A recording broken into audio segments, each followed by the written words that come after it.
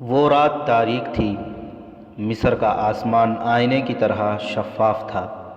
ستارے ہیروں اور سچے موتیوں کی طرح چمک رہے تھے۔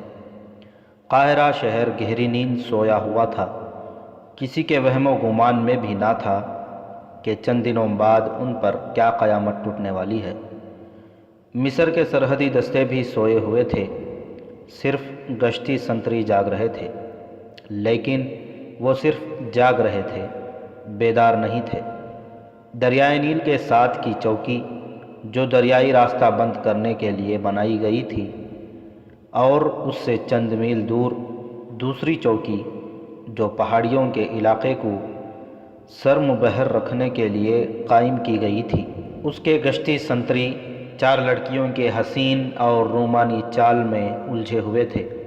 لڑکیاں انہیں الگ الگ لے گئی تھیں۔ اس رات یہ گروہ بہت زیادہ چوکنا تھا۔ زہرہ اور اس کے ساتھی رقاصہ اس گروہ سے کچھ دور خیمے میں سوئی ہوئی تھیں۔ سازندے بظاہر سوئے ہوئے تھے، لیکن وہ بیدار تھے۔ انہیں بتا دیا گیا تھا کہ آج رات بہت اہم ہے اور وہ بیدار رہیں۔ ان دونوں گروہوں کے لیے یہ حکم تھا کہ کوئی باہر کا آدمی دریا کے کنارے اور اس پہاڑی سلسلے کے قریب نہ آئے۔ کوئی آئے تو اسے پکڑ کر اندر لے آؤ۔ کچھ دیر بعد ایک سازندہ اٹھا۔ پہلے وہ باہر گھوما پھرا، پھر اس نے اس چھوٹے خیمے میں جھانکا جس میں دونوں لڑکیاں سوئی ہوئی تھیں۔ اندھیرے میں اسے کچھ نظر نہ آیا۔ اندر جا کر ٹٹولا، اسے کچھ شک ہوا۔ دیا جلا کے دیکھا تو زہرہ غائب تھی، دوسری گہری نیند سوئی ہوئی تھی۔ سازندے نے اسے نہ جگایا۔ اسے معلوم تھا کہ زہرہ کہاں گئی ہے۔ وہ چوکی کے کمانڈر کے پاس ہی جا سکتی تھی۔ اس میں یہ خطرہ تھا کہ کمانڈر اس کے ساتھ آ گیا تو اپنے سنتریوں کو غائب پا کر انہیں ڈھونڈے گا، اور یہ بھی ہو سکتا تھا کہ وہ دریا کے کنارے اس جگہ بھی پہنچ جائے جس جگہ کو اس رات باہر کی دنیا سے چھپا کر رکھنا تھا۔ سازندے نے اپنے دو ساتھیوں کو جگایا اور انہیں بتایا کہ ان کی ایک لڑکی غائب ہے، وہ چوکی پر ہی گئی ہوگی۔ انہوں نے یہ فیصلہ کیا کہ دریا سے دور گھات لگائی جائے، اور اگر کمانڈر لڑکی کے ساتھ واپس آ رہا ہو تو دونوں کو پکڑ کر اپنے کمانڈر کے حوالے کر دیا جائے، اور اگر ضرورت پڑے تو دونوں کو قتل کر کے لاشیں دریا میں پھینک دی جائیں۔ پہاڑیوں کے اندر کی دنیا جاگ رہی تھی۔ یہ وسیع و عریض علاقہ تھا جہاں کوئی نہیں جاتا تھا۔ ایک اس لیے کہ یہ جگہ دور دراز اور راستوں سے ہٹ کر تھی، اور دوسرے اس لیے کہ مشہور تھا کہ اندر فرعونوں کی بھی بدروحیں رہتی ہیں، اور ان کی بھی جو فرعونوں کے ہاتھوں قتل ہوئے تھے۔ یہ بھی مشہور تھا کہ بدروحیں آپس میں لڑتی رہتی ہیں، اور اگر کوئی انسان اس علاقے میں چلا جائے تو اس کے جسم کا گوشت غائب ہو جاتا ہے اور پیچھے ہڈیوں کا پنجر رہ جاتا ہے۔ یہ بتایا جا چکا ہے کہ اس پہاڑی خطے کے وسط میں فرعونوں کے بہت بڑے بڑے بت پہاڑیوں کو تراش کر بنائے گئے تھے۔ پہاڑیوں کو اندر سے کھوکھلا کر کے اندر محل جیسے کمرے اور غلام گردشیں بنائی گئی تھیں۔ اس رات اس زمین دوز محلات میں روشنی ہی روشنی تھی۔ ہزاروں حبشی باہر اس میدان میں جمع تھے جسے ہر طرف سے پہاڑیوں نے گھیر رکھا تھا۔ حبشیوں سے کہا گیا تھا کہ وہ اونچی بات نہ کریں، انہیں ان کا خدا دکھایا جانے والا ہے۔ حبشیوں پر خوف اور عقیدت مندی کے جذبات سوار تھے۔ ڈر کے مارے وہ ایک دوسرے کے ساتھ سرگوشی میں بھی بات نہیں کرتے تھے۔ وہ ان پہاڑیوں اور چٹانوں سے اچھی طرح واقف ہو چکے تھے۔ انہیں معلوم تھا کہ جس پہاڑی کی طرف وہ منہ کر کے بیٹھے ہیں اس کی نفس بلندی پر ایک بہت بڑا بت ہے۔ یہ ابو سمبل کا بت تھا جس کے متعلق ان حبشیوں کو بتایا گیا تھا کہ ان کے خدا کا بت ہے، اور ایک رات یہ خدا ایک انسان کے روپ میں ان کے سامنے آئے گا۔ اچانک ایسی گرجدار آواز آئی جیسے گھٹائیں گرجی ہوں۔ حبشی پہلے ہی خاموش تھے، اس گرج نے ان کی سانسیں بھی روک دیں۔ اس کے ساتھ ہی انہیں ایک آواز سنائی دی، خدا جاگ رہا ہے، سامنے پہاڑی پر دیکھو، اوپر دیکھو۔ یہ آواز بڑی بلند تھی جو پہاڑیوں اور چٹانوں کے درمیان گونج بن کر کچھ دیر سنائی دیتی رہی۔ فضا میں دو شرارے اڑتے ہوئے نظر آئے جو سامنے والی پہاڑی کی طرف گئے اور پہاڑی سے جہاں ٹکرائے وہاں سے ایک شعلہ اٹھا۔ ابو سمبل کا بت اس شعلے کے پیچھے اور کچھ اوپر تھا۔ شعلے کی ناچتی تھرکتی ہوئی روشنی بت کے محیب چہرے پر پڑی تو ایسے نظر آنے لگا جیسے بت آنکھیں جھپک رہا ہو۔ اس کا منہ کھلتا اور بند ہوتا نظر آتا تھا اور یوں بھی لگتا تھا جیسے اس کا چہرہ دائیں بائیں ہل رہا ہو۔ حبشیوں کا یہ سیاہ کالا ہجوم سجدے میں گر پڑا۔ ان کے مذہبی پیشوا سجدے سے اٹھے، سب نے بازو پھیلا دیے۔ ان میں جو سب سے بڑا تھا اس نے بت سے بڑی ہی بلند آواز سے کہا، آگ اور پانی کے خدا، ریگستانوں کو جلانے اور دریاؤں کو پانی دینے والے خدا، ہم نے تجھے دیکھ لیا ہے۔ ہمیں بتا کہ ہم تیرے قدموں میں کتنے انسان قربان کریں، مرد لائیں یا عورت؟ ایک مرد ایک عورت۔ پہاڑیوں میں سے آواز آئی، تم نے ابھی مجھے نہیں دیکھا، میں انسان کے روپ میں تمہارے سامنے آ رہا ہوں۔ اگر تم نے میرے دشمنوں کا خون نہ بہایا تو تم سب کو ان پہاڑوں کے پتھروں کی طرح پتھر بنا دوں گا، پھر تم دھوپ میں ہمیشہ جلتے رہو گے۔ تم میں سے جو لڑائی سے بھاگے گا اسے صحرا کی ریت چوس لے گی۔ انتظار کرو، میرا انتظار کرو۔ خاموشی اور گہری ہو گئی۔ شعلہ آہستہ آہستہ کم ہونے لگا۔ پہاڑیوں میں سے حبشیوں کے مذہبی ترانے کی آواز آنے لگی۔ یہ ان کا وہ گیت تھا جو مذہبی تہواروں پر عبادت کے دوران گایا کرتے تھے۔ بہت سے آدمی مل کر گا رہے تھے اور 7 دف بج رہے تھے۔ نیچے بیٹھے ہوئے ہزاروں حبشیوں نے ایک دوسرے کی طرف دیکھا، ان میں سے کوئی بھی نہیں گا رہا تھا۔ یہ غیب کی آواز معلوم ہوتی تھی۔ زہرہ چوکی کے کمانڈر کے خیمے میں تھی۔ اس کی باتیں پہلے سے زیادہ جذباتی ہو گئی تھیں۔ اس نے کمانڈر سے کہا، اگر میں تمہیں نہ دیکھتی تو باقی عمر ناچنے اور دوسروں کا دل بہلاتے گزار دیتی۔ تمہیں دیکھ کر مجھے یاد آ گیا ہے کہ میں بیٹی ہوں، رقاصہ اور فاحشہ نہیں۔ یا تم اپنے آپ کو مار لو تاکہ مجھے یقین ہو جائے کہ میرا باپ مر گیا ہے، یا مجھے قتل کر دو۔ اگر یہ نہیں کر سکتے تو مجھے پناہ میں لے لو، اپنے گھر بھیج دو، آج مجھے واپس نہ جانے دو۔ تم آج چلی جاؤ، کمانڈر نے جواب دیا۔ میں تمہیں چوکی میں نہیں رکھ سکتا۔ میں وعدہ کرتا ہوں کہ تمہیں اپنے گھر بھیجنے کا انتظام کروں گا، اور اگر تم یہاں سے چلی گئی تو مجھے قاہرہ میں اپنا ٹھکانہ بتا دو، وہاں آ کر تمہیں لے جاؤں گا۔ تھوڑی دیر بعد کمانڈر نے 2 گھوڑے تیار کیے اور زہرہ سے کہا، چلو چلیں۔ دونوں گھوڑوں پر سوار ہوئے اور چل پڑے۔ راستے میں زہرہ نے کمانڈر سے پوچھا، رات کو کشتیاں یہاں کیوں آیا کرتی ہیں؟ کشتیاں؟ کمانڈر نے حیران سا ہو کر پوچھا، کدھر سے آتی ہیں؟ ادھر سے، اس نے سوڈان کی طرف اشارہ کر کے کہا۔ مجھے اب رات کو نیند کم آتی ہے، آدھی رات کو اٹھ کر خیمے سے باہر بیٹھ جاتی ہوں۔ میں نے 2 راتیں دیکھا ہے، ایک رات 3 اور ایک رات 2 بادبانی کشتیاں آئی ہیں۔ ان کے سفید بادبان اندھیرے میں نظر آتے تھے۔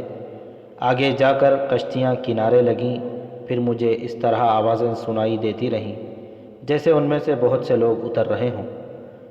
مجھے کچھ دور درختوں کے پیچھے سائے سے جاتے اور پہاڑیوں میں غائب ہوتے نظر آئے۔ تم نے ہمارے 2 سپاہیوں کو کبھی نہیں دیکھا؟ کمانڈر نے پوچھا۔ وہ گھوڑوں پر سوار ہوتے ہیں، انہیں دریا کے کنارے موجود رہنا چاہیے۔ نہیں، زہرہ نے جواب دیا، میں نے کبھی کوئی سپاہی نہیں دیکھا۔ دن کے دوران سپاہی آتے ہیں، آ کے ایک قافلہ اترا ہوا ہے، ان کے ساتھ کھاتے پیتے ہیں۔ ایک روز میں نے ایک سپاہی کو ایک لڑکی کے ساتھ بے تکلفی سے چٹانوں کے پیچھے جاتے دیکھا تھا۔ زہرہ کو تو علم ہی نہیں تھا کہ سرحدوں پر کیا ہوتا ہے اور کیا ہو سکتا ہے، اور سرحدی دستوں کے فرائض کیا ہیں۔ اسے یہ بھی معلوم نہیں تھا کہ رات کو یا دن کو سوڈان کی طرف سے کشتیوں کو آنا چاہیے یا نہیں۔ اس نے تو ایسے ہی پوچھ لیا تھا، لیکن کمانڈر کے لیے یہ اہم خبر تھی۔ زہرہ اگر صحیح کہہ رہی تھی تو یہ اسے راز کی بات بتا رہی تھی۔ وہ بے شک اس ڈیوٹی پر اور سرحدی ماحول سے اکتا گیا تھا، مگر زہرہ کی باتوں نے اسے بیدار کر دیا۔ اس نے زہرہ سے کہا، آؤ آج دریا کے کنارے چلتے ہیں۔ اس نے گھوڑے کا رخ موڑ دیا۔ وہ دریا تک پہنچے اور کنارے کے ساتھ ساتھ چلنے لگے۔ کمانڈر کی نظریں دریا پر تیر رہی تھیں۔ کچھ وقت گزرا تو اسے دریا میں دور ایک لو نظر آئی جو دیے کی معلوم ہوتی تھی۔ پھر ایک اور لو نظر آئی اور پھر دونوں روشنیاں بجھ گئیں۔ ادھر کنارے پر بھی ایک دیا جلا اور بجھ گیا۔ کمانڈر نے ان گشتی سنتریوں کو آواز دی جنہیں وہاں گشت پر ہونا چاہیے تھا۔ اسے کوئی جواب نہ ملا۔ اس نے اور بلند آواز سے پکارا، پھر بھی کوئی جواب نہ ملا۔ اس نے اور زور سے پکارا۔ اسے اب دریا میں 2 کشتیوں کے بادبان دکھائی دیے۔ وہ پریشان ہو گیا۔ وہ زہرہ کی موجودگی کو بھول گیا اور گھوڑے کو کنارے کے ساتھ آگے چلا گیا۔ زہرہ بھی اس کے پیچھے چلی گئی۔ کمانڈر سنتریوں کو پکار رہا تھا۔ سنتریوں کو اس کی آواز سنائی دے رہی تھی، لیکن وہ دونوں ایک دوسرے سے الگ الگ چٹانوں کی آؤٹ میں بوڑھے خاوندوں کی نوجوان بیویوں کے جال میں پھنسے ہوئے تھے۔ انہوں نے اپنے کمانڈر کی آواز پہچان لی اور وہاں سے اٹھے۔ وہ جب وہاں جا کر اکٹھے ہوئے جہاں وہ اپنے گھوڑے باندھ گئے تھے تو دیکھا کہ دونوں گھوڑے غائب ہیں۔ وہ وہیں رکے رہے۔ انہیں دور 2 گھوڑے جاتے دکھائی دیے۔ کمانڈر آگے جا رہا تھا۔ زہرہ کا گھوڑا اس کے پہلو میں تھا۔ انہیں آواز سنائی دی، تم جنہیں پکار رہے ہو وہ بہت دور آگے ہیں۔ تم کون ہو؟ کمانڈر نے پوچھا۔ آگے آؤ، ہم مسافر ہیں، اسے جواب ملا، اور 2 گھوڑے کمانڈر کی طرف بڑھنے لگے۔ پھر ایک اور آواز آئی، آگے چلیں، ہم آپ کے ساتھ چلیں گے۔ کمانڈر نے تلوار نکال لی۔ رات کے وقت مسافروں کا گھوڑوں پر سوار ہونا اور اس علاقے میں ہونا مشکوک تھا۔ وہ دونوں ان کے قریب آ گئے۔ ایک نے کمانڈر سے کہا، ادھر دیکھو، وہ آ رہے ہیں۔ جو ہی کمانڈر نے ادھر دیکھا، اس آدمی نے ایک بازو کمانڈر کی گردن کے گرد لپیٹ کر بازو کا شکنجہ تنگ کر دیا اور دوسرے ہاتھ سے اس کی تلوار والی کلائی پکڑ لی۔ دوسرے نے لڑکی کو دبوچ لیا۔ کمانڈر کو جس نے پکڑ رکھا تھا اس نے اپنے گھوڑے کو ایڑ لگا دی۔ گھوڑا تیز چلا تو کمانڈر اپنے گھوڑے سے گرنے لگا۔ اندھیرے سے 2 اور آدمی دوڑے آئے۔ انہوں نے کمانڈر کو بے بس کر لیا۔ یہ سازندے تھے جو دراصل تربیت یافتہ چھاپہ مار سپاہی تھے۔ ان میں سے 2-3 زہرہ کے پیچھے گئے تھے اور انہیں راستے میں دیکھ کر اندھیرے سے فائدہ اٹھاتے ہوئے ان کے تعاقب میں آ رہے تھے۔ سنتریوں کے گھوڑوں پر سوار ہو کر آنے والے ان کے ساتھی تھے۔ ان میں سے کسی نے کہا، انہیں زندہ لے چلو۔ یہی حکم ملا تھا کہ کوئی مشتبہ آدمی نظر آئے تو اسے زندہ لے آؤ۔ کمانڈر اور زہرہ کو جب پہاڑیوں کی طرف لے جایا جا رہا تھا تو انہوں نے دیکھا کہ کشتیوں میں سے حبشی سامان اتار رہے تھے۔ یہ جنگی سامان اور رسد تھی۔ پہاڑیوں میں دور اندر ہزاروں حبشیوں کا ہجوم ابھی تک خاموش بیٹھا تھا۔ شعلہ کبھی کا بجھ چکا تھا۔ مذہبی گیت کی آوازیں سنائی دے رہی تھیں۔ حبشیوں پر طلسم طاری تھا۔ ان کی جذباتی کیفیت کچھ اور ہوئی جا رہی تھی۔ وہ اپنے آپ کو ان حبشیوں سے برتر سمجھنے لگے جو سوڈان میں رہ گئے تھے۔ گیت گانے والے خاموش ہو گئے۔ اچانک سامنے پہاڑی پر چمک نظر آئی تھی، جیسے بجلی چمکی ہو۔ چمک پھر پیدا ہوئی جو مستقل روشنی بن گئی۔ یہ روشنی ابو سمبل کے چہرے پر پڑ رہی تھی۔ کچھ پتہ نہیں چلتا تھا کہ روشنی کہاں سے آ رہی ہے۔ یوں لگتا تھا جیسے ابو سمبل کا چہرہ اپنی روشنی سے روشن ہو گیا ہو۔ روشنی بجھ گئی۔ ذرا سی دیر بعد روشنی پھر نظر آئی۔ سب نے دیکھا کہ ابو سمبل کے پہاڑ جیسے بت کی گود میں سے ایک آدمی اترا اور آگے چل پڑا۔ بت کے پیچھے سے 4 آدمی نمودار ہوئے۔ سب ایک ایک سفید چادر میں ملبوس تھے، جنہوں نے کندھوں سے پاؤں تک جسم ڈھانپ رکھے تھے۔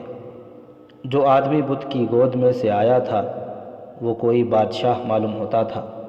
اس کے سر پر تاج تھا اور تاج پر ایک مصنوعی سانپ کے پھن کا سایہ تھا۔ ان کا چوغا لال رنگ کا تھا۔ روشنی جو معلوم نہیں کہاں سے آ رہی تھی اس آدمی پر پڑ رہی تھی۔ اس کے چوغے پر ستارے تھے جو روشنی میں چمکتے اور ٹمٹماتے تھے۔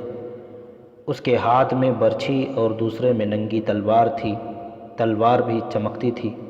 سفید چادروں والے آدمی اس کے پیچھے آئے، وہ ڈھلان سے اتر رہے تھے اور روشنی ان کے ساتھ ساتھ آ رہی تھی۔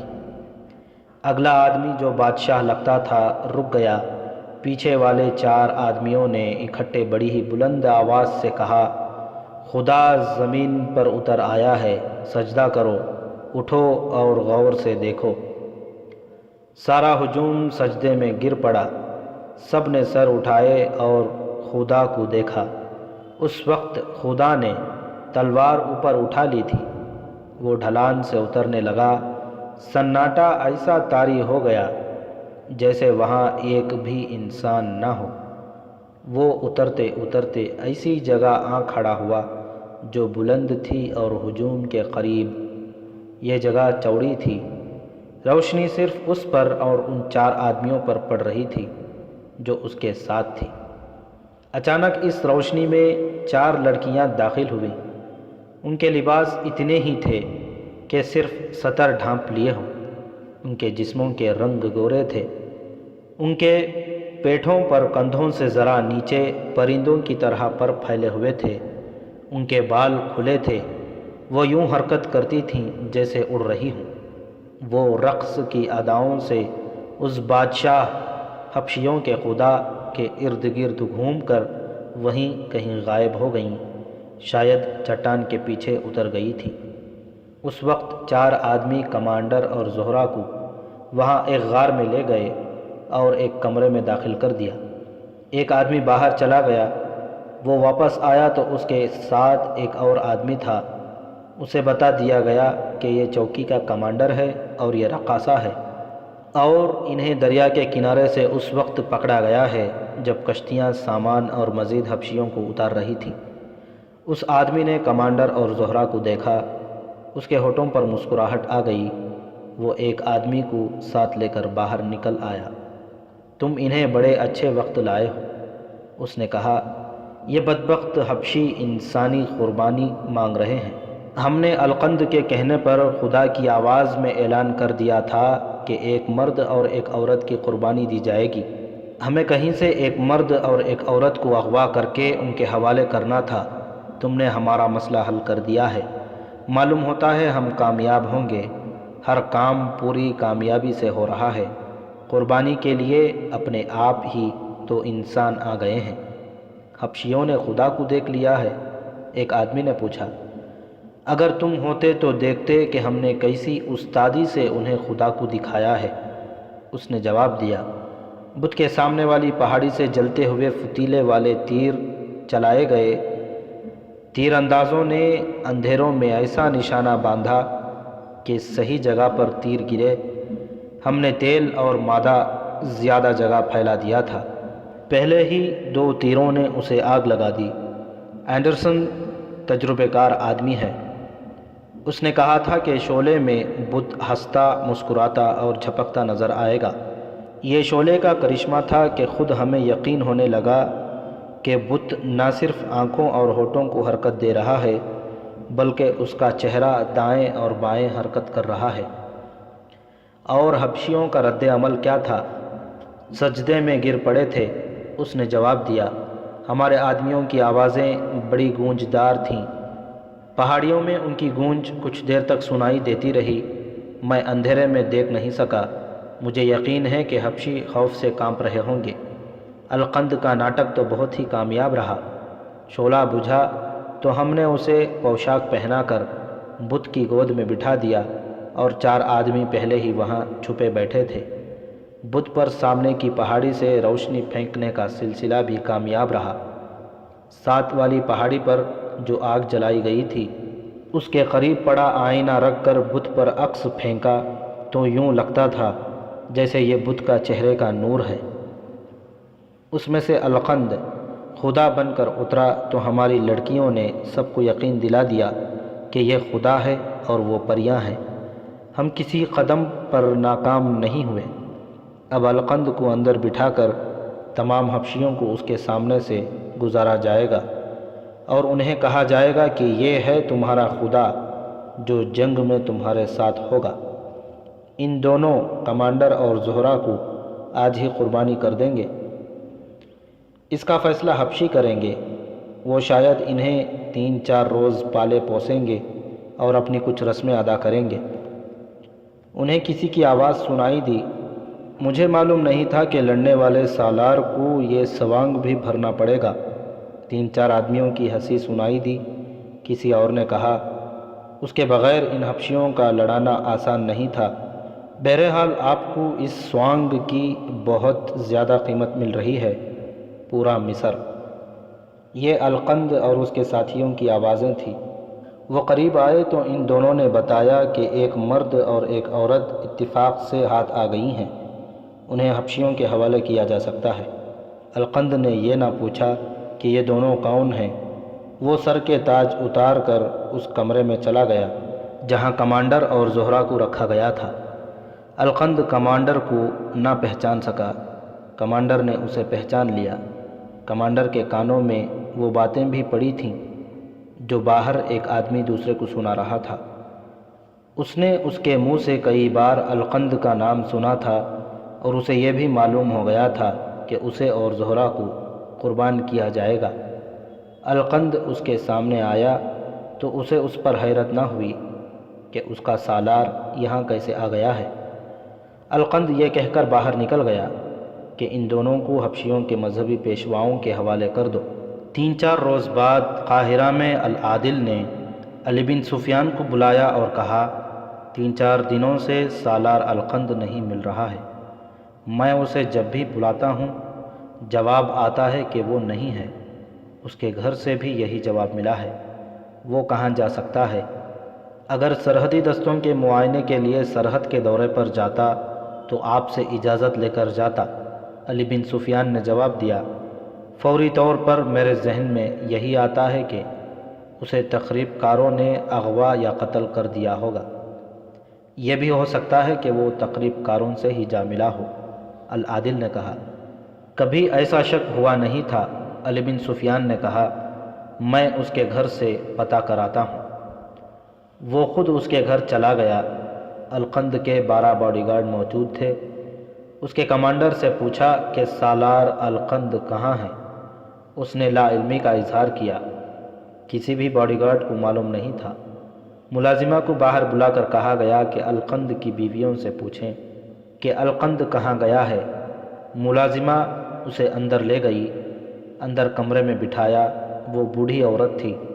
اس نے علی بن سفیان سے کہا، اس گھر سے آپ کو پتہ نہیں چلے گا کہ سالار القند کہاں چلے گئے ہیں۔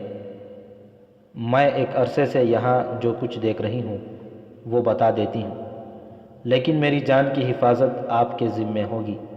اگر میں مر گئی تو کوئی فرق نہیں پڑے گا۔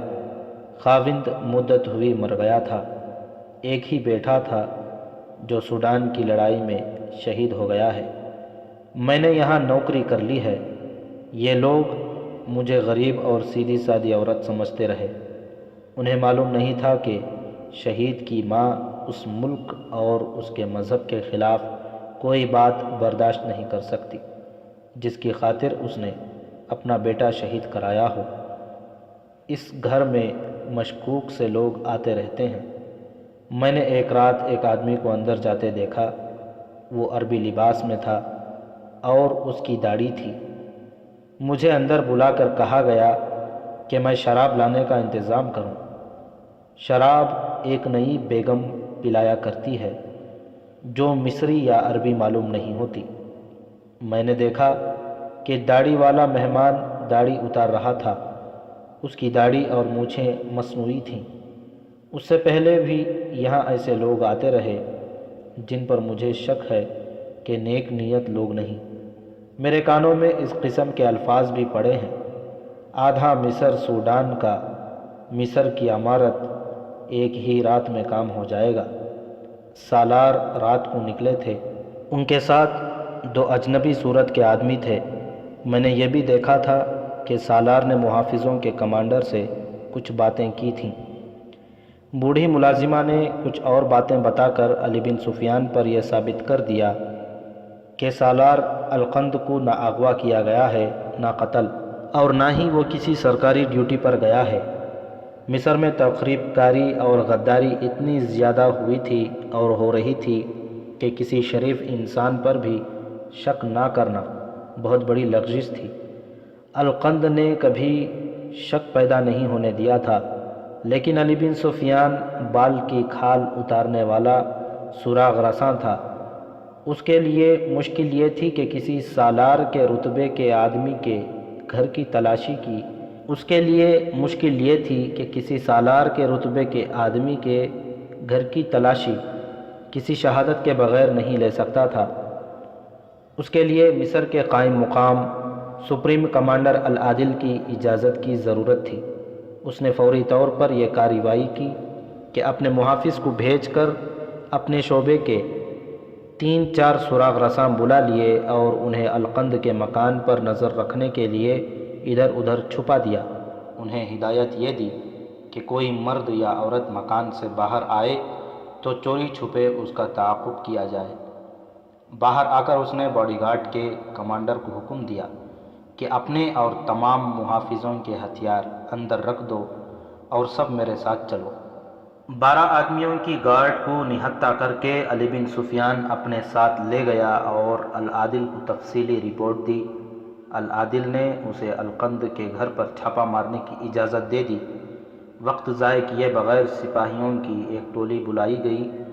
इधर अलकंद के घर में कोई और ही सूरत पैदा हो गई थी। अली बिन सुफियान जब वहाँ से निकला तो अलकंद की एक बीवी जो जवान थी मुलाजिमा को अपने कमरे में ले गई और उसे पूछा कि अली बिन सुफियान ने उससे क्या पूछा और उसने क्या बताया।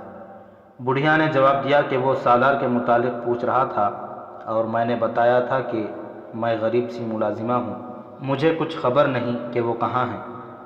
तुम्हें बहुत कुछ मालूम है, बेगम ने उसे कहा, और तुमने बहुत कुछ बताया है। बुढ़िया अपनी बात पर कायम रही। बेगम ने एक मुलाजिम को बुलाया और उसे सारी बात बताकर कहा, इस नामुराद बुढ़िया की ज़ुबान खोलो, कहती है कि मैंने कुछ नहीं बताया। मुलाजिम ने बुढ़िया के बाल मुट्ठी में लेकर मरोड़े और ऐसा झटका दिया कि वो चकरा कर गिरी। मुलाजिम ने उसकी शहरक पर पाँव रख कर दबाया। बुढ़िया की आंखें बाहर निकल आईं। मुलाजिम ने दांत पीस कर कहा, बता उसे क्या बताया है। उसने पाँव उठा लिया। बुढ़िया में उठने की हिम्मत कम ही रह गई थी। वो खामोश रही। मुलाजिम ने उसकी फसलियों में लात मारी। बुढ़िया तड़पने लगी। उसके बाद मुलाजिम ने उसे तरह तरह की अजियतें दे देकर अधमवा कर दिया। तब उसने कहा, जान से मार डालो, अपने शहीद बेटे की रूह के साथ गद्दारी नहीं करूँगी। तुम गद्दार हो, तुम ईमान फरोश की बदकार बीवी हो। इसे तहखाने में ले जाकर ख़त्म कर दो। बेगम ने कहा, रात को लाश गायब कर देना। हमारे सर से अभी ख़तरा टला नहीं। वो हमारे मुहाफ़िज़ों को निहत्ता करके अपने साथ ले गया है। इस बदबख्त बूढ़िया को बहुत कुछ मालूम है। इसे इस राज समेत ज़मीन में दबा दो। बूढ़िया फर्श पर पड़ी थी। उस पर नीम गशी की कैफियत तारी थी। मुलाजिम ने उसे हल्की सी गठड़ी के तरह उठाकर कंधे पर डाल दिया। कमरे से निकलकर वो बरामदे में जा रहा था कि आवाज़ आई, रुक जाओ। उसने घूम कर देखा, सिपाही दौड़े आ रहे थे। अली बिन सुफियान के हुक्म पर वो सब बिखर कर कमरों और बरामदों वगैरह में फैल गए। मुलाजिम भाग न सका। उसके कंधे से बुढ़िया को उतारा गया। बुढ़िया के मुंह से खून निकल रहा था। उसने आंखें खोली, अली बिन सुफियान को देखा। उसके चेहरे पर मुस्कुराहट आ गई। उसने कहा, इससे पहले मुझे मालूम नहीं था कि इस घर में क्या हो रहा है।